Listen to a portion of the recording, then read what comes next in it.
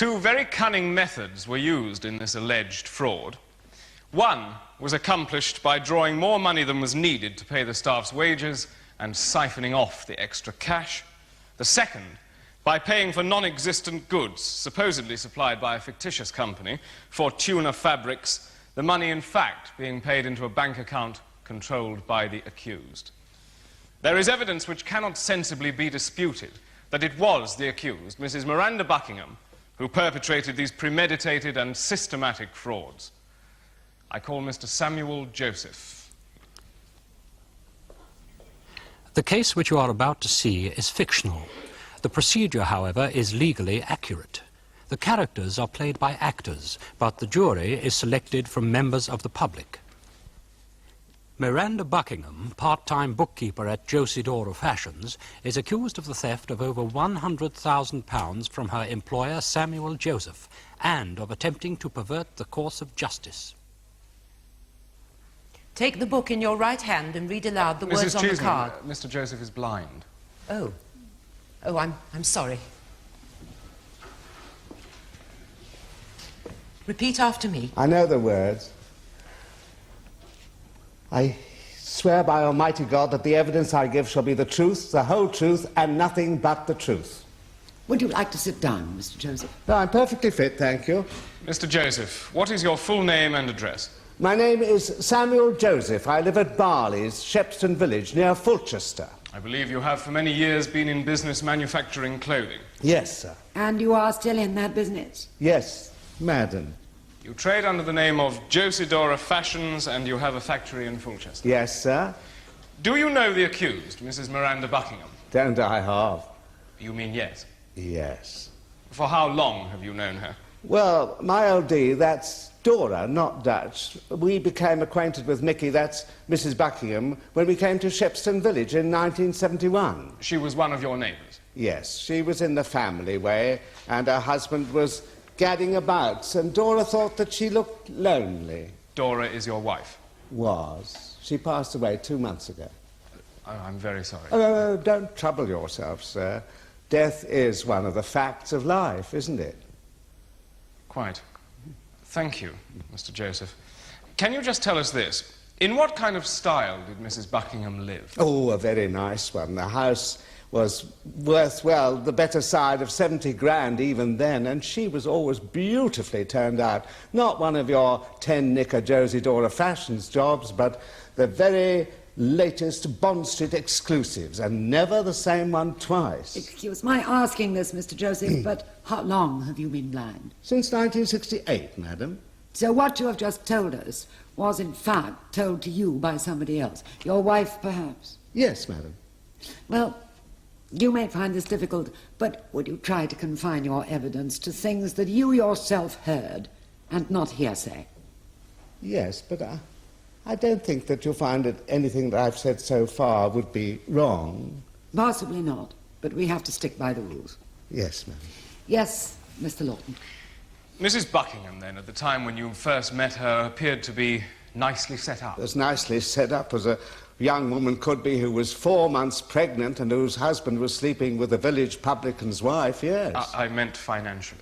Oh, well, her husband's business was going to pot. That was rubbish. But she had money of her own, and from her parents, at least so I was led to believe.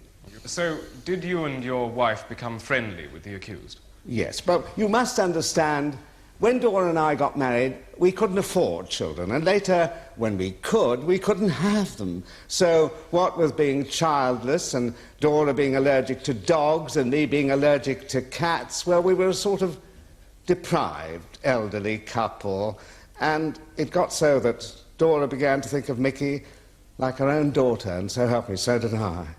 Do you have a guide dog, Mr. Joseph? Oh, yes, Brutus, but I had to keep him away from the old D because she had still constant asthma. It's the hairs, you see, that's enough. When you first met the accused, she was pregnant, and in 1972, she gave birth to a daughter. Yes, Dora and me, well, we sat up in the hospital all night, would you believe it? Were her family there?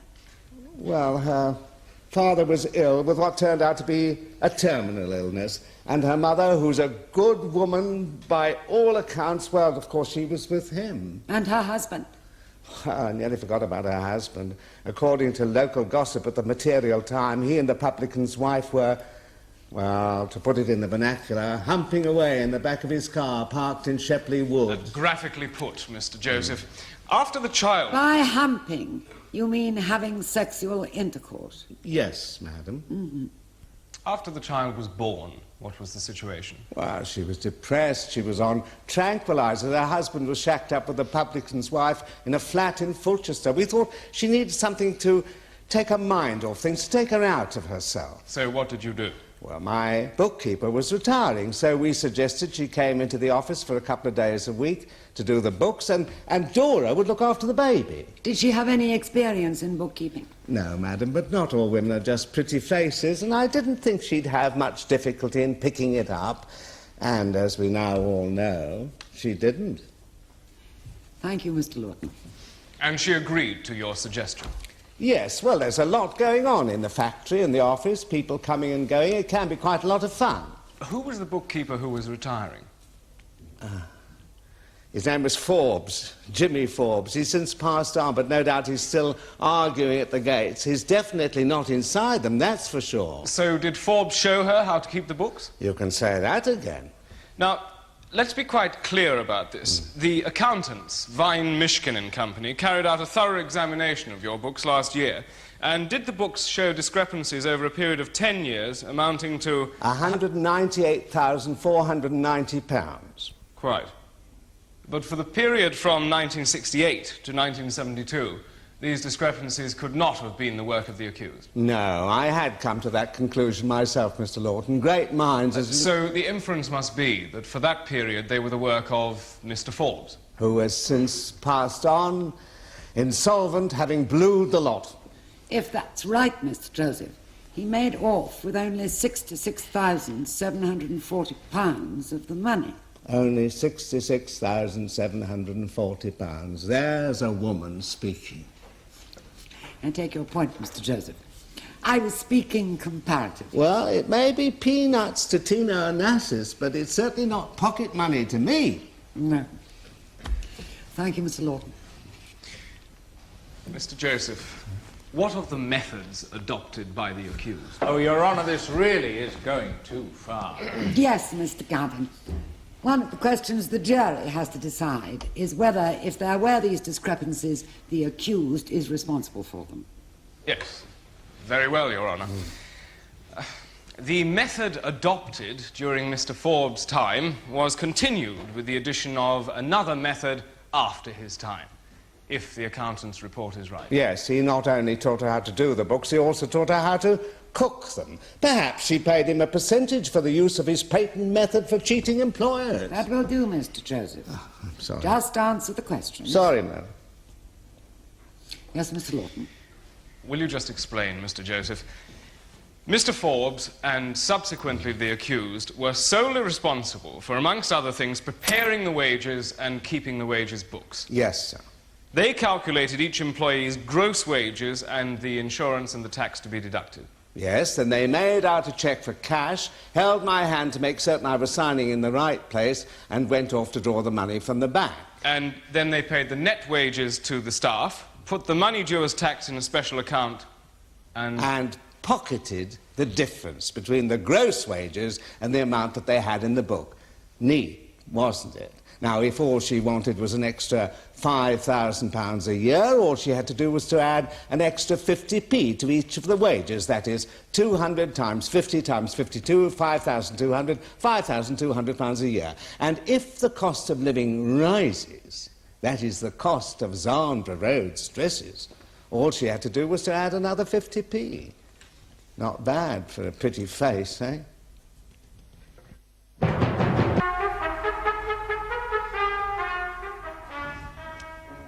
Have you ever heard of a fraud on the inland revenue, Mr. Joseph? Of course I have. I don't live in a grass hut, you know. Quite. In fact, not only have you heard of such a fraud, but you practiced one. Certainly for 5 years, possibly for 10 or even more. Now, why on earth should I want to do that? Well, perhaps so that you could get your hands on cash without the Inland Revenue ever hearing anything about it. Well, of course, I know there are a lot of people who deal in cash. There's a lot of it about, but I've never approved of it, and I've never done it. Oh, anyone can make a dishonest buck. Where's the achievement in that? The achievement in this country is to make an honest buck. That's the satisfaction. Oh, so you're in business simply for the achievement, then, not for the money? The money is the achievement. Mr. Gavin, I was a millionaire when you were in short trousers. Now, why did I want to go on? Why did I go on in business when I had all the money I needed? Well, perhaps because it had become an obsession. You said yourself, money is the achievement, and therefore the more the money, the greater the achievement. Well, I don't know. I don't know what it was like when you were a kid, but when I was a kid, if I needed money, I had to go out and earn it. Otherwise, I would have starved. Nowadays, I know there are a lot of wild boys driving around in Rolls Royces and showing diamond cufflinks, but how many of them have paid for those cufflinks out of clean money? Me! And half a dozen others who've done it the hard way, the honest way. Would you put the details of your case, Mr. Gavin? The general point is made. Certainly, Your Honour. You see, Mr. Joseph, Mrs. Buckingham will say that when she first began to do the books for you, Mr. Forbes, your old bookkeeper, explained to her how she was to fiddle the wages and return the extra cash to you. Now, that is what happened, isn't it? Yes, I know that he taught her how to fiddle the books, but if he told her to give the extra money, the extra cash to me, I never heard anything about it, and I never got any of it. And Mrs. Buckingham will also say that she didn't want to do this. She told you she didn't want to do it, but you nevertheless still asked her to do it so that you could, because you said you needed the money for special medical treatment for your wife. And if she says that, it will be a lie. Your wife was having medical treatment, was she? Yes, madam, she had cancer. I took her to London for special treatment and to Switzerland. We tried everything. I paid for it by cheque. You can look at my stubs and at my bank account if you like. I've got nothing to hide. You say, do you, that this fiddling of the wages began with Mr. Forbes? After I got blind, yes. Yes, we could check that, of course, if we had your old business books before you had this unfortunate affliction. Yes, if you did, you'd have to go back a long way before 1968. Oh, you're not going to tell us, are you, Mr. Joseph, that those books have been got rid of long ago? No, Mr. Gavin, I'm not. I thought you might ask that question, so I've had the books brought here. Would you like to see them? Yes, I would, Mr. Joseph. Very well, I'll go and get them. That's all right, Mr. Joseph. There's someone outside with them, is there? Yes, madam. What is his or her name? Barker, madam. Usher.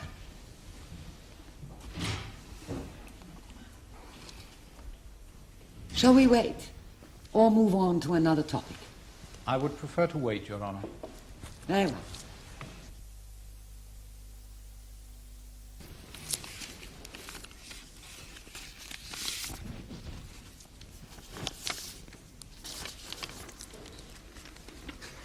It's rather like being in a submarine waiting for the next depth charge, isn't it?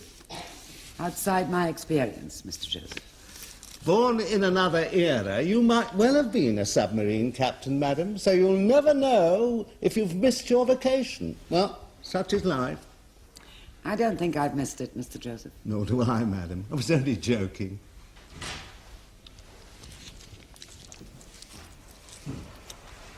Thank you, Mr. Barker. Ah, there are the books. Now you can examine them at your leisure.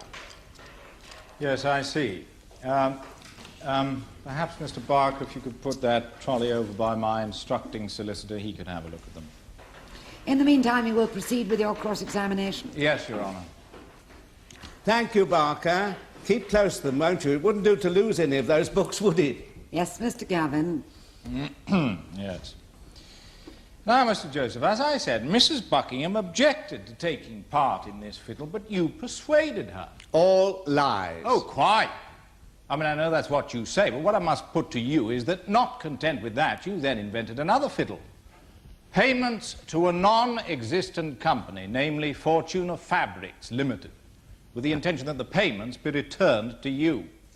I see. But who opened the bank account in the name of Fortuna Fabrics? and who had special invoices printed and typed them up on Mickey's, that's Mrs. Buckingham's own typewriter Mr. at Joseph. home. Now, if you look at those invoices, you'll find there's scarcely a typing error. Not bad for a blind man who's never had a typing lesson in his life. Yes, when you've quite finished, Mr. Joseph, this is not in dispute. We all know that Mrs. Buckingham did do those things. The point is she did them at your request because she felt gratitude towards you, and more especially because she felt concern for your wife, because she thought you needed the money for her medical treatment. Oh, rubbish. Why haven't I had the money, then? The £62,000 which she siphoned off into Miranda Buckingham's account trading under Fortuna Fabrics. But you have, Mr. Joseph, you have. All the money in that bank account, all £62,000 of it, was drawn out by my client last January and handed to you in cash. Very funny. And when is this alleged takeover supposed to have taken place? When I was alone, I suppose, so there were no witnesses. Well, of course there were no witnesses, Mr. Joseph. That's the last thing you would have wanted. The money was handed over to you when you and my client were alone together in her flat in St. John's Wood in London. Now, do you deny that you have ever been to that flat? No. On what occasions did you go to the flat? I stayed the night there sometimes rather than drive back to Fulchester. Was she in the flat on these occasions? No, madam. I'll be dealing with the flat in a moment, Your Honour. Yes, very well. Of course, Mr. Joseph, it was the Inland Revenue, wasn't it, that first discovered the fraud last year when they examined your books? A fraud on me, not on them. Yes, well, I know that's what you say, but it's odd, isn't it, that your own accountants didn't turn it up and that it was left to the Inland Revenue to first discover it? Well, it's possible that the clerk who was sent by the accountants to do the books was involved, or maybe just incompetent. My lawyers are dealing with that. Yes, it's also possible that it wasn't uncovered until last year because you took jolly good care that it wasn't uncovered. Rubbish. There was a shortfall in the profits, yes, but I kept pestering the accountants about it. They said I'd been underpricing. They said that you had been underpricing, and you accepted this explanation all those years. Oh, there were other explanations. There's always an excuse. I think I would like to sit down for a bit. Of course, Mr. Joseph. Put a chair for Mr. Joseph. Down there, not in the witness box. It's too cramped.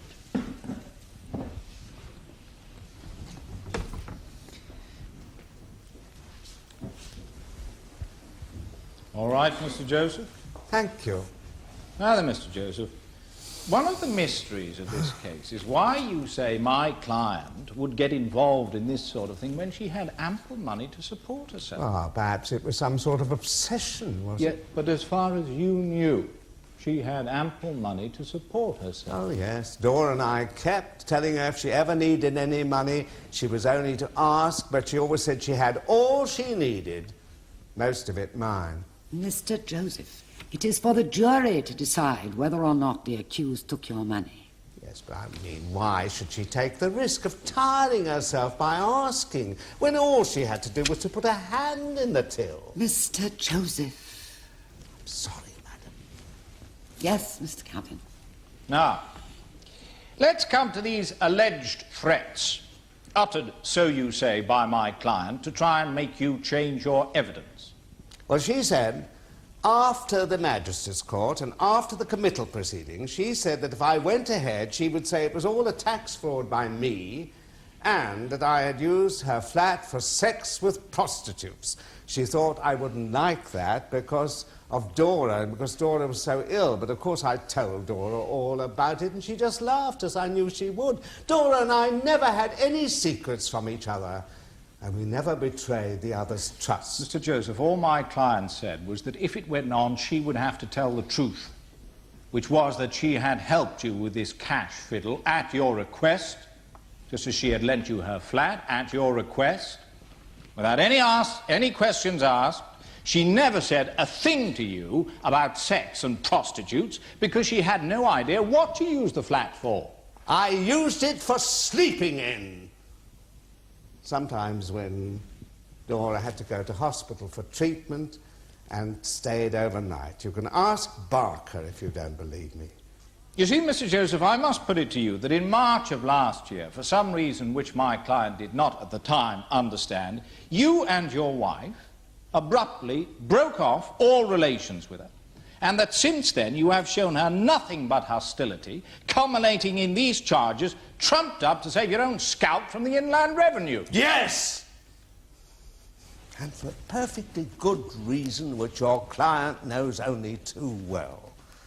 I overheard her talking on the telephone to one of her smart friends who wanted to get an invitation for herself to dinner with her fancy man, with Dora and me, because your client was coming. And it was what your client said to her that put me off. What did she say? She said, "The Josephs are very sweet, darling, but they really are too uncouth. What with Sam sticking food into his ear all the time by mistake and knocking things about all over the place. And, oh, yes, offering everyone tinned fruit and evaporated milk. And Dora talking at dinner about the boils on her bottom. So it really wasn't on, was it? The dinner, I mean, darling." But Mr. Joseph, this I is all... realised then that she never did invite us round when she had company.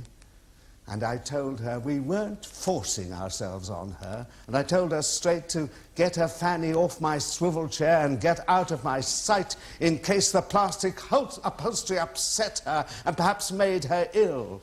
What do you expect a poor Jewish girl like Dora from the East End to talk about?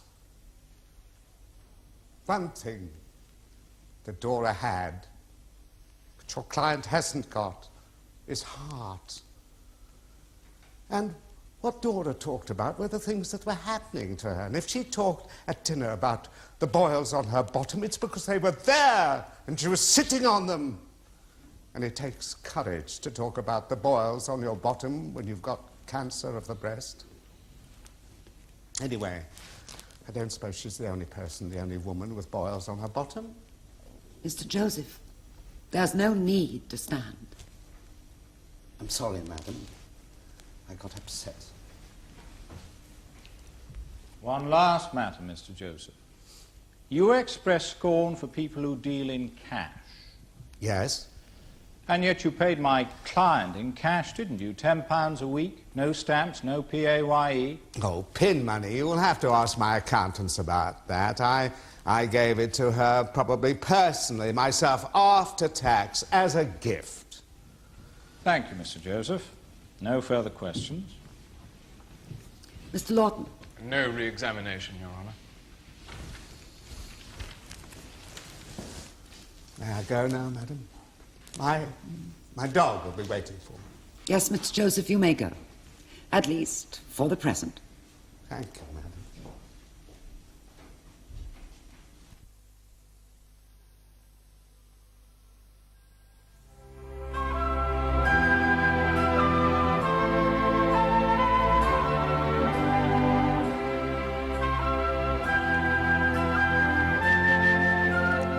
The case of the Queen against Miranda Buckingham will be resumed tomorrow in the Crown Court.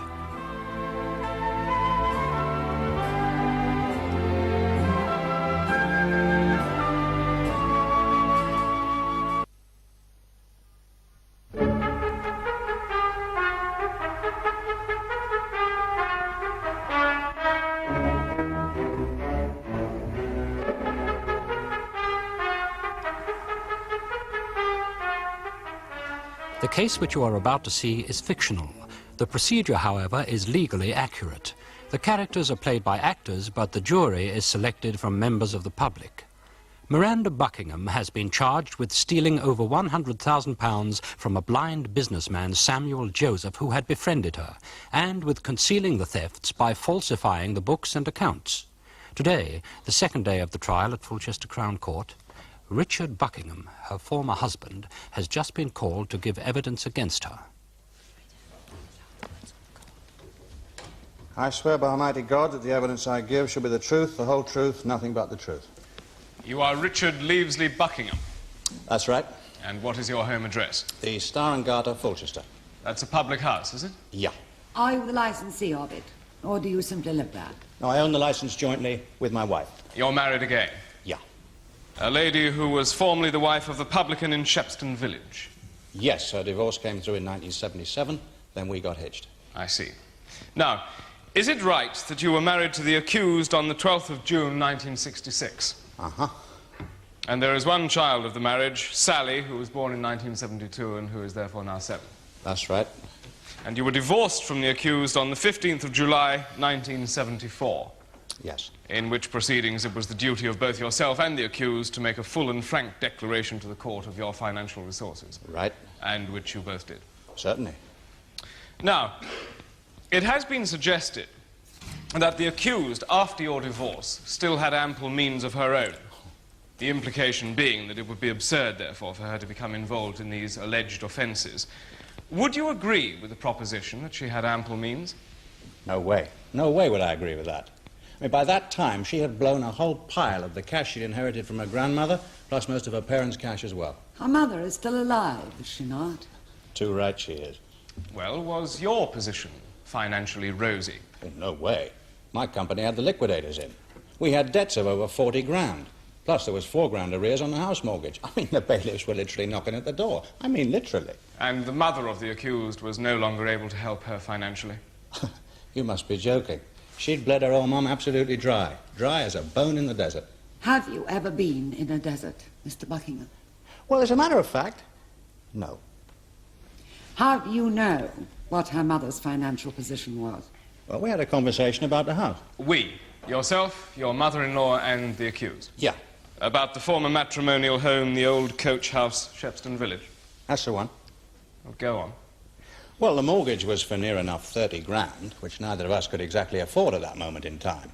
I mean, the repayments alone were 4 grand a year, and there was a year's arrears, as I said. Well, now, yours truly's idea was to sell the thing. But Mickey, no way. Now, she said she hadn't married me to wind up on Social Security in a semi. So? So I asked her where she was going to get the bread. The money? Right. And she said Mummy would help. And what did the mother of the accused say to that? Oh, that she was frightfully sorry, but she couldn't. Well, the solicitor had said she couldn't. I mean, the barrel was empty. I see. Well, she didn't exactly look like the cat with the cream then. But she said not to worry, she could always go next door, get it from the Yiddos. She said she could go next door and get it from the Yiddos? Right. And who lived next door? Well, actually, it wasn't next door. You see, all the houses in Shepston Village stand in their own grounds, as they say. But she was referring to Mr. Joseph, which confirmed suspicions which I did not have. Mr. Buckingham, I do not find your flip manner of speaking hard to follow, but I fear that members of the jury may. Would you be so kind as to drop the routine? Oh, you're right. And for your information, no one hitherto has suggested that your former wife's relationship with Mr. Joseph was anything but absolutely platonic. If you understand what a platonic relationship is. Yes, I see. Did your wife say how she would get the money from Mr. Joseph? No, just that she'd get it. Well, next thing I knew, the arrears were paid off and the building society allowed the property to be transferred into her name. Releasing you from any further liability? Yes. I notice that Mr. Barker seems to be feeling the strain of these proceedings. I'm sorry, Mr. Lawton, but I think before we continue, this had better be cleared up. Mr. Calvin, you have now had an opportunity of looking at the ledgers produced by Mr. Joseph yesterday. Yes, Your Honour, and I would accept that the fiddle in the wages book did not begin until the date when Mr. Joseph said they began. So, Mr. Barker can now take all the books away. Certainly, Your Honour. Right, Mr. Barker, take them away. Sorry, Mr. Lawton. Not at all, Your Honour. To summarise, therefore, Mr. Buckingham, you say that your ex-wife did not, in fact, have ample means of her own during the period with which we are concerned. That's right. Thank you, Mr. Buckingham. Please wait there. Let's just look at some facts, shall we, Mr. Buckingham? Now, the evidence before the registrar who dealt with your divorce showed that although your company was in liquidation and had no assets, you yourself still had an income from investments of some £10,000 a year. Uh-huh. And your wife had an income of her own of some £4,000 a year from investments inherited from her grandmother, and a flat in London, likewise inherited from her grandmother. That's correct, yeah. And you yourself were planning to marry the woman cited. Yeah. And it was decided by the registrar that you should pay the accused maintenance for your daughter Sally of £1,000 a year, but nothing for your wife. Well, that's what was ordered, yes. Yes, but it won't come as a great surprise to know that what she was after was a maintenance for herself, and she didn't get it. And as you can imagine, she was not exactly pleased. Yes, well, I will leave the imagination to you, Mr. Buckingham. So your wife had £5,000 a year. Now, wouldn't you say that that was ample for a young woman to look after herself and a 2-year-old child? Well, I reckon that would depend on who the woman was. Mr. Buckingham, just because you couldn't manage your own budget during your marriage, it doesn't follow that my client couldn't manage quite sensibly without you. Look, all I know is that the business which my father and my grandfather spent their whole lives building up went bust because of her. And her parents, who were not exactly stuck for bread at the time we met them, they nearly wound up in Carey Street as well. Mr. Calvin, I don't want to interrupt, but although Mr. Buckingham is, as I understand the law, a competent witness for the crime with respect to matters arising after the marriage, he is not competent with respect to matters arising during the marriage. It seems to me that you are opening up a whole field of inquiry here which would not otherwise be open. Your Honour, I would most certainly submit that this evidence, having been elicited by the defence, is evidence upon which I should be allowed to re-examine if necessary. Yes, Mr. Norton. Yes, I think that must be right. I only thought we ought to establish the position clearly, Mr. Buckingham. So be it, Your Honour. Now, you're trying to say, are you, Mr. Buckingham, that my client was responsible for all your financial difficulties? Yes. But I would put it to you that that is the exact opposite of the truth, and it was you and not my client who was incapable of managing money. No way. Look, your client was an only child, right? And her parents were not exactly stuck for bread. It was a simple case of what Mickey wanted, Mickey got. And as far as she was concerned, that was the way it was going to be when she married me. Well, I was just a kid then, 22, right? If I'd known how to handle women then, I'd have put her across my knee. That, you think, is the way to handle women? Right. Oh, no, I was just a kid then. What were the things your wife wanted and which she got? Well, I don't want people to get the idea that Mickey went around spending dough on things that weren't essential. It's just that in her case, the basic essentials weren't exactly cheap. Go on. 3 weeks holiday in the south of France every year, skiing every Christmas, 2 trips to Paris every year at least, just to buy clothes. And she always stayed in the most expensive hotels. Then there were the big events, like going to Ascot to see the Gigis, going to Wimbledon to eat the strawberries. There was always lots of caviar and expensive restaurants after cocktail party. There was even a winter cruise.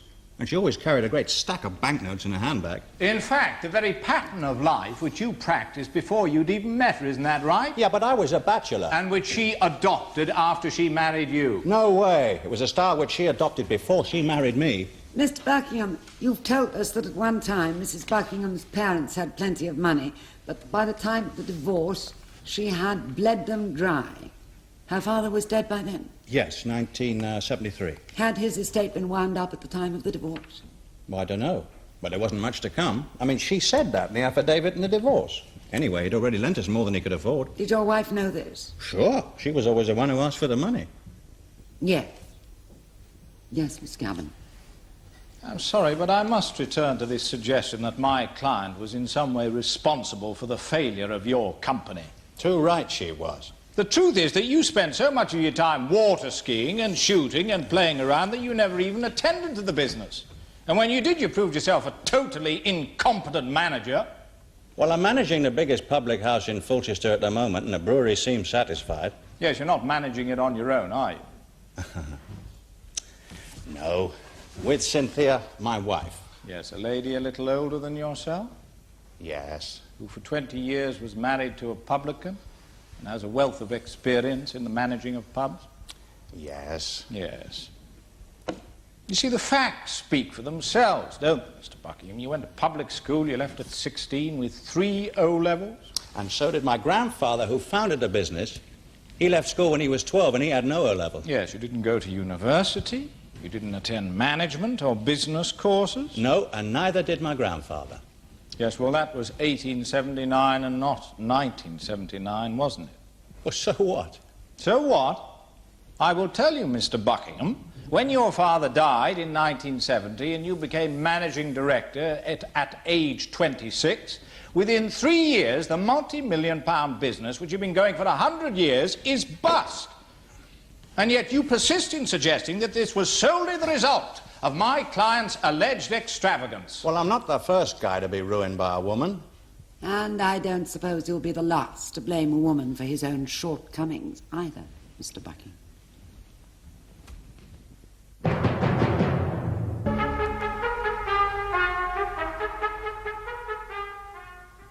When your business began to go downhill, did you and the accused change your style of living at all? Adopt a more parsimonious standard of life? No. Why was that? She wouldn't hear of it. Every time I broached the subject, she got her knickers in a twist, told me to go out and do something about it. Get more money. Right. You say that by the time of the divorce, her mother had nothing left to give her and there was virtually nothing to come from her father's estate. Right. So she had the choice of changing her lifestyle or finding some money from somewhere else. Exactly. Quite. Thank you, Mr. Buckingham. Does Your Honour have any more questions? No. You may go and sit down, Mr. Buckingham. Thank you, Your Honour. That is the case for the Crown, Your Honour.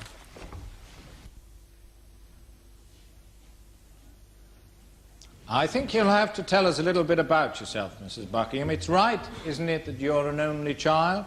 Yes. And would it be a fair description to say that your parents were comfortably off? Yes. But they were very careful with money. Yes, and you were brought up in London? Except when I was away at school, yes. My parents had a flat in St. John's Wood. Yes, and you met your former husband in 1965 when I believe you were only 19 and he was 21. Yes. And was he an only child? Yes. Now, how well off did you think the Buckingham family were? Oh, very well off. I mean, we met on a cruise. The two families, I mean. Mr. Buckingham, that is Ricky's father, spent money as if he was as rich as Croesus. And in due course, in 1966, you were married? Yes. Richard's father was very keen. I was only 20 and not really capable of judging, though the signs were staring everybody in the face. What do you mean, Mrs. Buckingham? Well, Richard wasn't exactly the type to set the world on fire. A typical mummy's boy who flunked out of everything. If his family hadn't have had money, he would have never been more than a car salesman. And a bad one at that. After you were married, how did he manage money then? Oh, hopelessly. He thought it grew on trees. His father's company paid him £10,000 a year when he was 23, and he only put in an appearance 20 weeks in the year. The rest of the time he was always insisting on going shooting or skiing or holidays in the south of France. Could he really afford that? Of course not. He thought nothing of spending £100 on a day's water skiing. He was always asking his father for money. And his father provided it? He was furious, but he always paid. Of course, the business was all right when he was running it. Yes, of course. Now, when your father-in-law died in 1970, did your husband curb his expenditure at all? No. He always said that once his father died, he wouldn't have to worry anymore. And did he ever suggest to you that this was not the case, that in fact the business was in financial difficulties? No. Typically, the first I knew of it was in the evening papers. He never had the guts to tell me anything that was going on. So when did you first learn that the business was in trouble? Whilst I was pregnant, 1972. And what was your attitude to that news? That he should cut back and spend more time trying to make the business work. I offered to try and help him at the office. And what was his attitude? That I should mind my own bloody business. I see, yes. Now, let's come to your financial position after the divorce. Now, you had your own income of £4,000 a year from a trust fund and a flat in London, both of which your grandmother had left you. And you had £1,000 maintenance for your daughter Sally. Yes. Now, your mother was not in a position to help you. Not at that time. That was when I learnt that Ricky had been borrowing money from her, behind my back. Your husband had been borrowing money from her while you were still married? Yes. He told her it was for me, of course. Yes, of course. So, financially, things obviously weren't going to be easy. Now, Mr. Joseph has told us that you didn't cut back after the divorce, that you don't appear to have adjusted your standard of living. Is that so? Yes. So, how did you manage? I borrowed money from the bank. You ran up an overdraft? No, just increased the existing overdraft. Mrs. Buckingham, how on earth did you expect to be able to repay it? With the money from my father's will. But his estate was virtually penniless, Yes, according but to your husband. I didn't know that at the time. My father had always had plenty of money. What nobody told me was that Ricky had been borrowing from him too. Huge sums, and all on the pretence that it was for my sake. My father gave him £100,000 and never got a penny back. I'm not even sure it went into the business as it was supposed to. It wasn't spent on something else. Excuse me. Silence in court! Is she allowed to say all this? Sit down, Mr. Buckingham. If you have any information which you think important, communicate it to the prosecuting solicitor. Right, I'll do just that. Quietly. Yes, Mr. Gavin. So, the position is that after the divorce you had a steadily rising overdraft. Yes, which I was going to pay off when my father's will came through. Yes, and by increasing the overdraft you paid off your mortgage arrears. Yes. I told my bank manager how if I didn't have the money, Sally and I would lose the house. And he agreed to help. How large an overdraft did you have? It was over £50,000 at one time. Secured on the deeds of your flat? No. My manager never asked for the deeds, poor man. Apparently it was because of my overdraft he got the sack. Oh, dear. Another victim of the female sex. He said he didn't blame me. At least he was man enough to face up to the fact that no one forced him to make an ass of himself. Yes. At the time, I didn't realise he was breaking the rules over my overdraft. If I'd have known, I wouldn't have allowed it. No, of course not. Yes, Mr. Gavin. Yes. Now, Mrs. Buckingham, let's get off the subject of money for the moment, shall we? Now, in 1971, you became pregnant.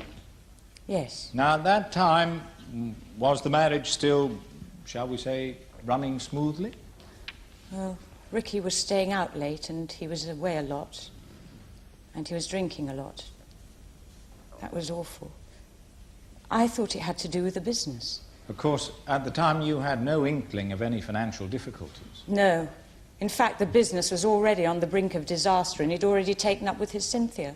Everybody knew it, apparently, but nobody bothered to tell me. So in 1971, you were alone a good deal. Yes. And I believe you had a very difficult pregnancy. Yes. I was housebound for weeks on end.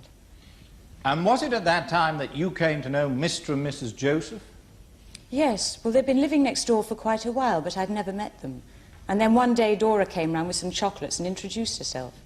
They were very kind to me. Yes, they helped you a lot during a very difficult time. Yes. They used to send their chauffeur round in the Rose to take me to Sainsbury's to do my shopping. It was really quite a laugh. And after a while, at Mr. Joseph's suggestion, you went to do a bit of bookkeeping for him. Yes. He made it sound quite interesting. Mr. Joseph said business could be a pleasure. That was one of his phrases. So I thought I'd give it a try. Yes. Now, what I want to know is, who showed you how to keep the books? Well, Mr. Forbes, the old bookkeeper.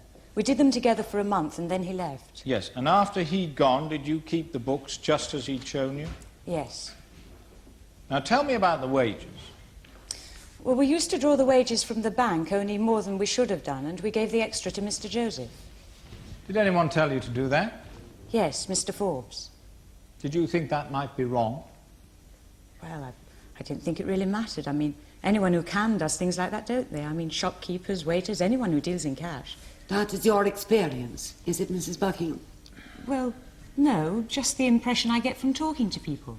I mean, it's a kind of game, isn't it? Is it? Yes, Mr. Gavin. Yes. And about how much money did you get from Mr. Joseph in that way? Well, Mr. Forbes explained that all we had to do was to put a few pence on the gross wages figure. There were about 200 employees, so if Mr. Joseph wanted £100 a week, we'd put on 50 pence, and if he wanted £500 a week, we'd put on £2.50. Did you keep any of that money for yourself? No, of course not. No. Now, will you tell us about the other method of getting money from Mr. Joseph? Yes. A few months after Mr. Forbes left, Mr. Joseph came into the small office I had. He was very agitated. He asked me if I'd do something for Dora, and of course I said I would. He told me she had breast cancer, and he needed to get his hands on some more cash to pay for her treatment. Did you not know before that she had cancer? No. I knew she was ill, but I didn't know exactly what it was, and I didn't like to ask. He said he wanted to get her to Switzerland, but it was very expensive. Did you agree to help him? I did at first, but then when I found out what it was, I was a bit doubtful. What did he ask you to do? He said I was to open a bank account in the name of a company that didn't exist, and to get some invoices and letterheading printed for the company, and then we would send in bills for goods that didn't exist and that he would pay for. And I was to keep some cash in the account until he needed it. Did you want to do that? No. But he pleaded with me to do it for Dora. So I agreed. You finally agreed. Now, may she be shown Exhibit 5, the bundle of invoices? Now, are those the invoices which you had printed in the name of the fictitious company Fortuna Fabrics and which you subsequently typed? Yes. Who paid for that printing? Mr. Joseph did. He gave me cash to pay for them. He told me what to type on the invoices, and then I would type them at home and post them when I was in London. We even invented some correspondence about Mr. Joseph's company being late in paying Fortuna Fabrics, just to make it more real. Well, Mr. Joseph made quite a joke about it. Fortuna Fabrics threatening to sue. Yes. And when these false invoices were received by Mr. Joseph's Mr. Joseph used to send a cheque made out to Fortuna Fabrics to my flat in London, and then I used to post them. It's been said, Mrs. Buckingham, that you yourself appropriated all this money. Did you? No. I gave it all back to Mr. Joseph. When was that? January last year in my flat. £62,000 in £20 notes. Mr. Joseph says you didn't. Well, I did. Exhibit 7, gentlemen. Mrs. Buckingham's bank account. Would you have a look at this, please? Yes. By January of last year, you had, as you've told us, an overdraft of £50,000. Yes. Now, you didn't have £50,000. Your grandmother's money was tied up in trust. You didn't sell your flat or your house. Your father's estate wasn't worth £50,000, yet on Thursday, the 12th of January last year, you paid off your overdraft with a payment in cash, be it noted, of £55,000. Now, what I want to know, Mrs. Buckingham, is where did the £55,000 come from? If, as you claim, it was not Mr. Joseph's money which you had put into the Fortuna Fabrics account. I borrowed it from my mother.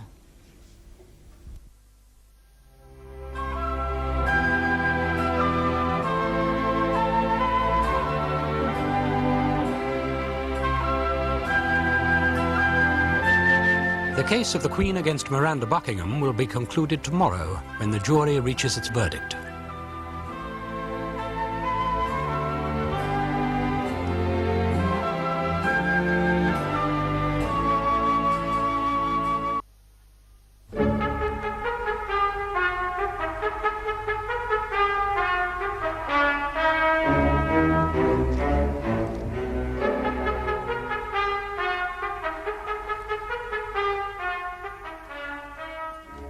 The case that you are about to see is fictional. The procedure, however, is legally accurate. The characters are played by actors, but the jury is selected from members of the public. Miranda Buckingham has been charged with stealing over £100,000 from a blind businessman, Samuel Joseph, who had befriended her, and with concealing the thefts by falsifying the books and accounts.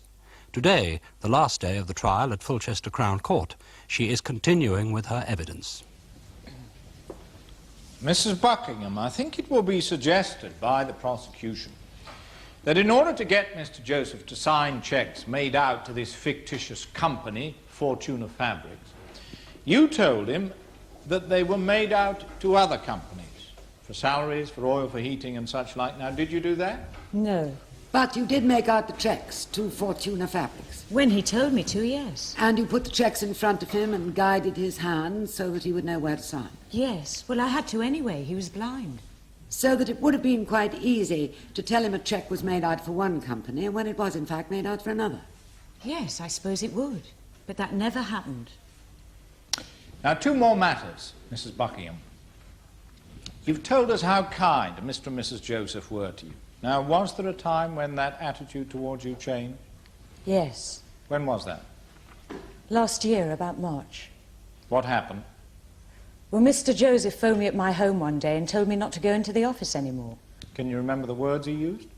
Well, he was very abrupt. He said, it was all finished, did I understand, and put the phone down. Could you think of any reason for this behaviour? No, but as we all know, that was the time the Inland Revenue were going through his books, so I suppose he was getting pretty desperate about what to do. You say, of course, Mrs. Buckingham, that you are a convenient scapegoat to get Mr. Joseph out of a tight corner with the Inland Revenue. Yes. If what you say is true, then Mr. Joseph is guilty not only of having attempted to defraud the revenue, but of perjury in this court, and of an attempt to pervert the course of justice. Yes. And yet all you have ever done is to return kindness for kindness. Yes. Yes, Mr. Galvin. Now let us deal with the alleged attempt to pervert the course of justice. Now, Mr. Joseph claims that after you'd been at the magistrate's court and you'd been committed for trial here, you threatened him that if he didn't withdraw his evidence, you would allege that the fiddle was a tax fraud by him and that he had been using your flat for prostitutes. Now, first of all, did you meet him at all after the magistrate's court hearing? Yes. I was taking Sally's pony to the field. He stopped in his Rolls-Royce, got out and came over to me. And did you say what he alleges you said? No. I told him I had nothing to say except that I would be telling the truth, that I'd been helping him, no questions asked, just as I'd lent him my flat, no questions asked. So you didn't threaten him in any way whatsoever? No. There was no need to threaten him as far as I was concerned. Thank you, Mrs. Buckingham.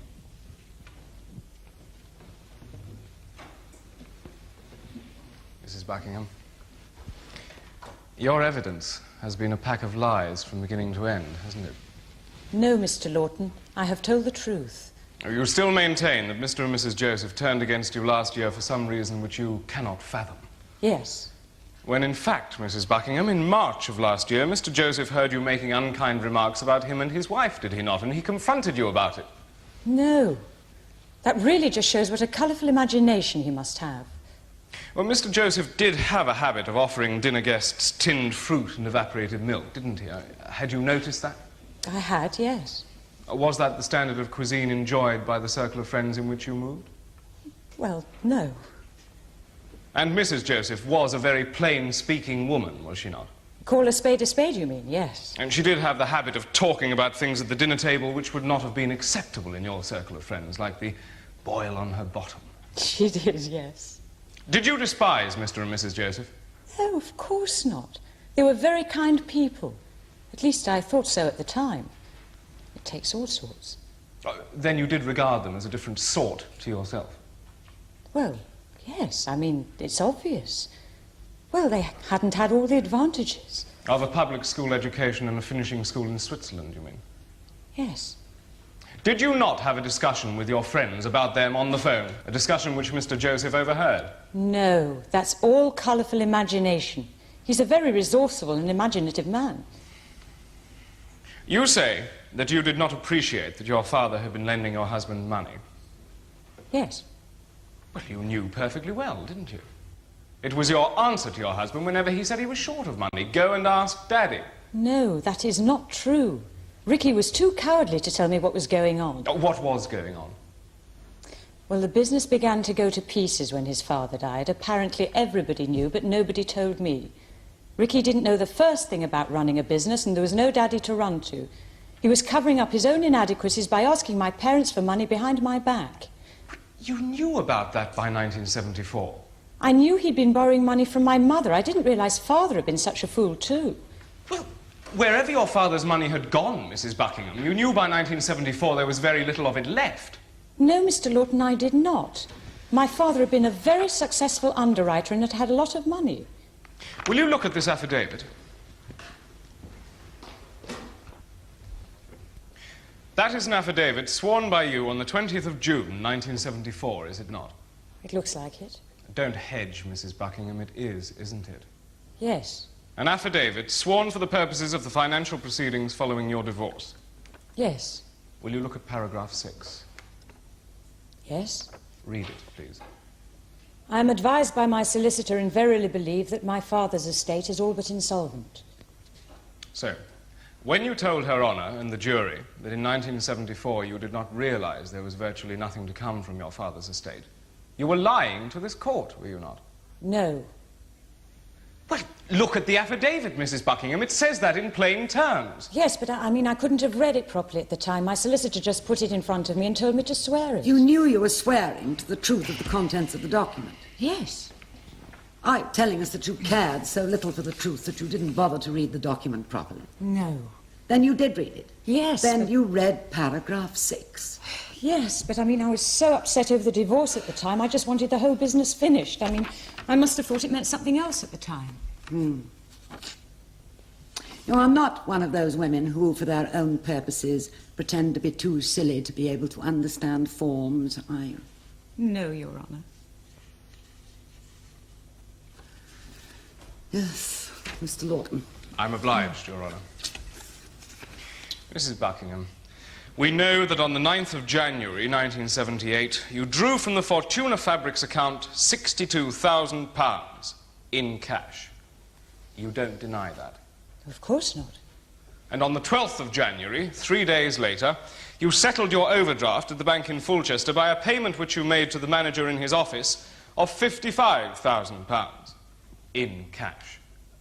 That's correct, is it? Yes. And the £55,000 you gave to the manager came from the £62,000 which you'd drawn from the Fortuna Fabrics account. I wonder what you did with the balance. No, Mr. Lawton, it did not. It was my mother's money. Are you really telling us that you took the last of your mother's money to pay off your overdraft? I didn't realise it was all she'd got at the time. Well, Mrs. Buckingham, your mother told you in August 1974, in front of your former husband, that she did not have any money left to help you with your mortgage arrears. I thought she was talking about her own money. It never occurred to me that all Dad's money had gone as well. I mean, I thought there was just the usual delay over the will and that the money would come through in the end. I mean, I had to wait ages for my grandmother's will to come through. So you are saying that when your mother gave you £55,000 in January last year, you thought the money had come through from your father's estate? Yes. But your father left less than £5,000 when he died. I didn't know that at the time. Ah, yes, the unread affidavit. So when did you finally grasp that your father's estate amounted to so little? Just recently, after these charges, my mother told me. And that is the first you heard of it? Yes. You see, I knew my father had had plenty of money, but what I didn't know and what my mother was trying to conceal from me, bless her, was that Ricky had borrowed virtually all of it. So whenever I asked her about the will, she just said the solicitors were taking a long time over it. Well, did you expect to inherit anything from your father? You were his only and apparently much cherished child. Yes.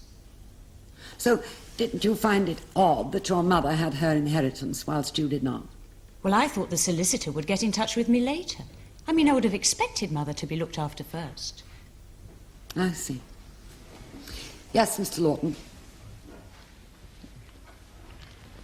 What have you and your daughter been living on since January last year? Well, I sold the flat in St. John's Wood, and I've worked a bit. And I've had some help from a friend. Of course, I've had to cut back a bit. Mrs. Buckingham, did your mother give you any money between August 1974 and the end of 1977? The end of 1977? No. So your income during that time was the £4,000 per annum you received from the trusts which your grandmother left you, and the £1,000 a year which your former husband paid for your daughter Sally's maintenance? Yes. You are a woman with extravagant tastes, aren't you, Mrs. Buckingham? No, I cut my pattern according to the cloth. I'm quite capable of that. I mean, people in this court have tried to make out I'm some sort of psychiatric case, but I'm not. Well, you do like the feel of a bag full of cash, though, don't you? I always carry substantial sums. Well, I don't like to be bothered with signing cheques and things all the time, if that's what you mean. Would you show us how much you have in your handbag now? Is it really necessary? Do you have anything to conceal? No. Well, how much have you got, then? I really don't know, Mr. Lawton. You can count it if you like. Thank you.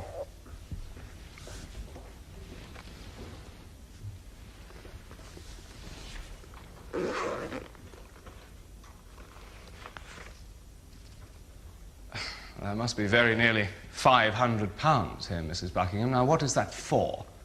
Shopping for you and your daughter Sally in Sainsbury's? You were spending a great deal more than £5,000 a year, weren't you? I mean, your mortgage instalments on your house alone amounted to nearly £4,000 a year, didn't they? Yes. And you were still going skiing every year and taking a holiday in the south of France, were you not? Yes. And the truth is that the money for all these extravagances was coming from the fiddle that you perpetrated on Mr. Joseph's company, was it not? No, I gave every penny of that to him. The truth is, Mrs. Buckingham, that in 1972, when your marriage broke up, you had ample money to provide a perfectly adequate life for yourself and your daughter. And yet, rather than make the effort and cut down on the extremely high standard of living you had hitherto enjoyed, you chose instead to defraud an elderly blind man who had shown every kindness to you. Mr. Lawton, what I have said in this court has been the truth.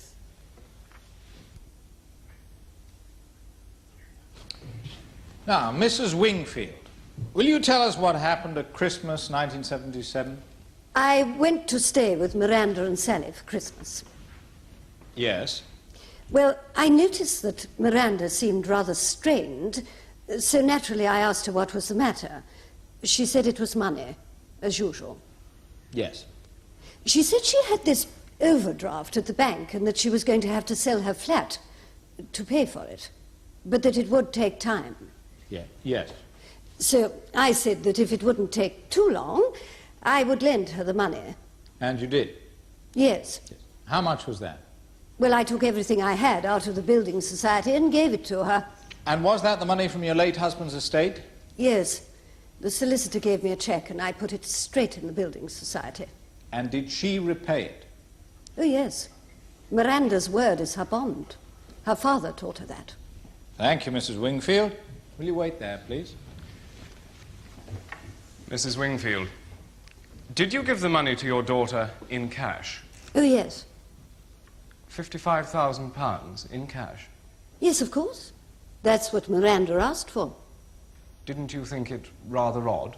Well, yes, but I supposed she had her reasons.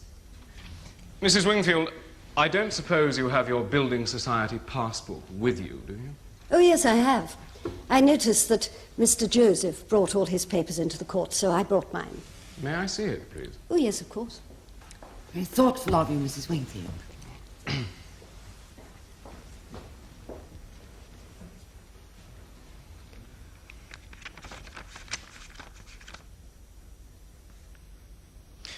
Mrs. Wingfield, when did your daughter sell her flat in St. John's Wood? About 3 months ago. Are you sure? Of course I'm sure. I wouldn't have said it if I wasn't. Well, Mrs. Wingfield, according to your passbook, the £55,000 you lent your daughter on the 8th of January last year was repaid 11 days later. Well, of course. Miranda said that she only wanted it for a few days. Mrs. Wingfield, this wasn't a loan, it was a cover-up. I don't know what you mean, cover-up. I'm not suggesting you knew it, Mrs. Wingfield, but the fact is that your daughter gave you £55,000 on January the 19th. Some 9 months or so before she sold her flat. Where did it come from? I think you've made some mistake. Oh, no, Mrs. Wingfield. There is only one place it could have come from. Out of the £62,000 of Mr. Joseph's money, which she had stashed away in the Fortuna Fabrics account.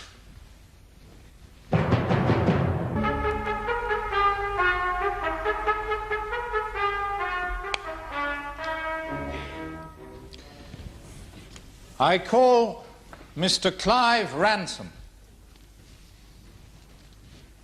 Your Honour, I really must object. I do not know who this witness is or what he will say, but I do know he has been sitting in the court for the past 3 days listening to all the evidence. That is unfortunately true, Your Honour, but the evidence has taken an unexpected turn, and it was impossible for me to anticipate that Mr. Ransom could assist in any way. Mr. Lawton, plainly the witness is not disqualified from giving evidence. The weight of his evidence, however, is bound to be affected. I will direct the jury accordingly. Very well, Your Honour. Should I enter the witness box? Yes, Mr. Ransom.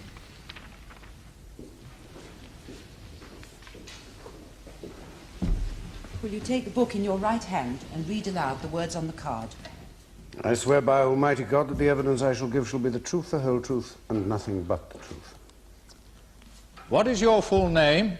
Clive David Ransom. And your home address? Flat 35, Samarkand Court, W1. And what is your employment? I'm self-employed. I'm a diamond dealer. Are you a friend of the defendant? Yes. And when did you first meet her? In 1971. Her husband was trying to raise money for his business. I was in a small consortium at the time, and we were approached by a merchant bank. We visited the factory, and I had dinner at their home. That was when I first met Miranda. What is the nature of your involvement with her, Mr. Ransom? I intend to marry her, Your Honor. I see. Is she in agreement? Yes, but she thinks that we should wait a while until her child has grown used to me. I accept that. Yes. Did you invest any money in Mr. Buckingham's business? No. The consortium were of the unanimous view that it was the quickest way of losing our money. Mr. Buckingham was so ignorant in business matters that he was hardly aware of how ignorant he was. When did you first become involved with his wife? She's not his wife. She was at the time. Yes. When? Well, I heard from some friends that they'd separated, and I rang her up. Oh, I see. You are a bachelor? Yes. Yes. Now, have you at any time discussed money with the defendant? Frequently. Did you help her financially? Well, in respect of holidays, presents, that sort of thing. Yes. And did you at any time make her a loan? Yes. Last January. She told me that she borrowed some money from her mother without realizing how hard up her mother was and that she wanted to repay her. She was very upset about it, and I offered to help. You're not going to tell us that you paid her in cash?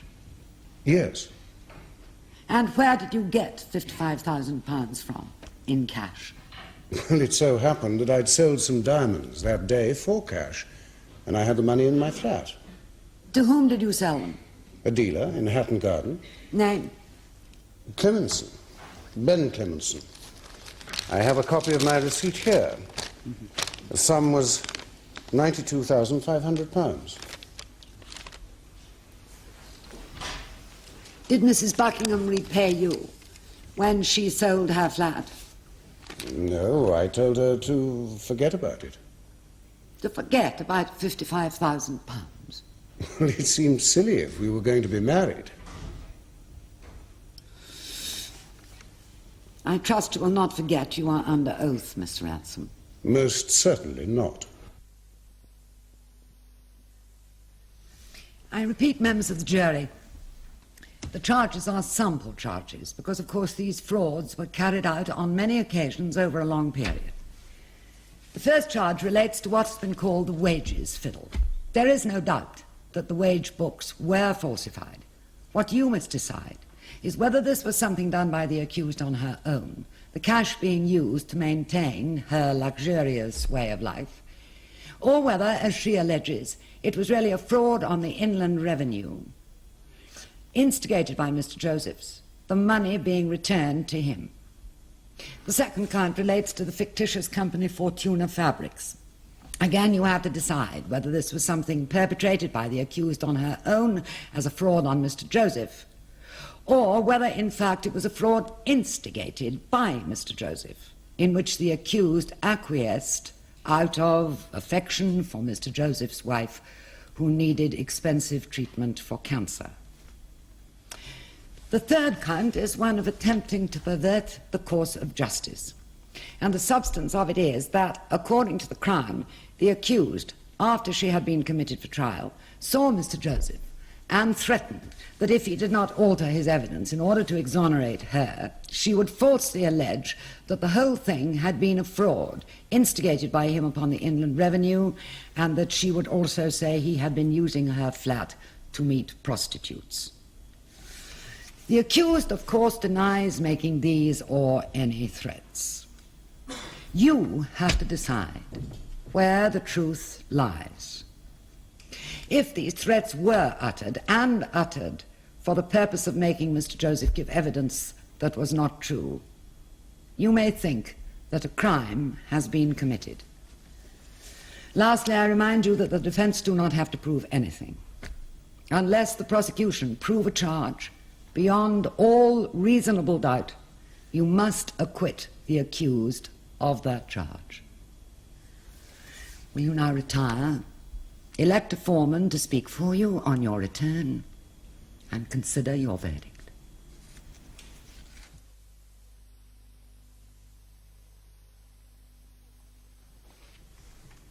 Will your foreman please stand? Just answer this question, yes or no. Have you reached a verdict on which you are all agreed? Yes. On the first count of theft, do you find the accused guilty or not guilty? Guilty. On the second count of obtaining by deception, do you find the accused guilty or not guilty? Guilty. On the third count of attempting to pervert the course of justice, do you find the accused guilty or not guilty? Not guilty. That fellow was lying! Silence in court! What is it, Mr. Joseph? Benjamin Clemenson paid by cheque. I telexed him today. This is his answer. Paid by cheque, not in the habit of dealing in cash. Mrs. Buckingham has been convicted, Mr. Joseph. Oh. Well, that's all right, then.